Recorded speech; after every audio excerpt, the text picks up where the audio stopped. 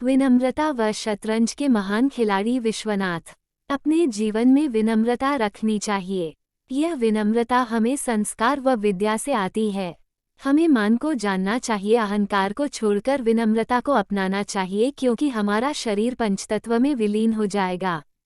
पैसा भी एक दिन नहीं रहेगा, संतान भी कभी कभी हमारे अशुभ कर्म के उदय से हमारे विपरीत हो जाती है। अगर हमारे साथ विनम्रता है तो जिंदगी भर साथ रहती है। छोटों को भी बड़ों के प्रति मान रखना चाहिए और बड़ों को उनके प्रति बहुमान रखना चाहिए। लेकिन आज के समय में ज़्यादातर बच्चे अपने बड़ों के प्रति सम्मान व प्रेम नहीं रखते। स्वार्थपरता उनमें अधिक है। जब तक माता पिता का साथ है तब तक तो फिर भी ठीक है, लेकिन किसी एक के अभाव में उनके प्रति मनमानी करने लगते हैं। एक बार ट्रेन में शतरंज के प्रसिद्ध खिलाड़ी विश्वनाथ व बुजुर्ग एक ही कंपार्टमेंट में यात्रा कर रहे थे। बुजुर्ग ने अपनी उम्र के अनुकूल पूछा, बेटा तुम क्या कर रहे हो? उनके जवाब देने में कि मैं एक खिलाड़ी हूँ। उन्होंने अपनी उम्र के मुताबिक प्रवचन देना शुरू किया और कहा कि तुम्हें व्यापार करना चाहिए। आजकल के बच्चे बड़ों की कुछ भी नहीं सुनते हैं। खैर, स्टेशन आ गया। विश्वनाथ उनकी उम्र को देखकर उनकी अटैची को उठाकर गेट पर खड़े हो गए।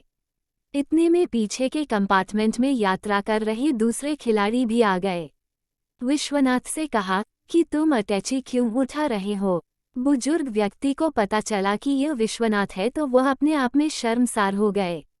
उन्होंने विश्वनाथ से क्षमा मांगी, लेकिन विश्वनाथ ने उनसे कहा कि मुझे इस बात का मान नहीं है। अगर मैं आपको परिचय देता तो मेरी अभद्रता व माँ बाप परिवार के द्वारा दिए गए संस्कार पर कुठाराघात होता।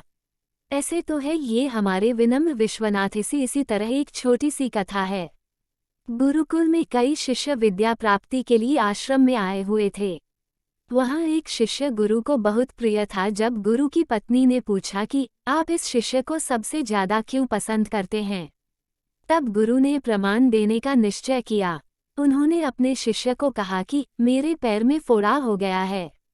वैद्य जी ने उसको पैर चूसने के लिए कहा है। अब कोई भी पैर को चूसने के लिए तैयार नहीं हुआ। अंत में विद्यार्थी ने पैर को चूसा, जिसमें मवाद की जगह आम की गुठली रखी गई थी। परीक्षा लेने के बाद गुरु की पत्नी को विद्यार्थी की गुरुभक्ति पर मान हुआ। इस तरह अनेक हमारे साहित्य में कथाएं हैं, पर अब इस नम्रता यानी मार्दव का अभाव पाया जाता है। हमें अपने जीवन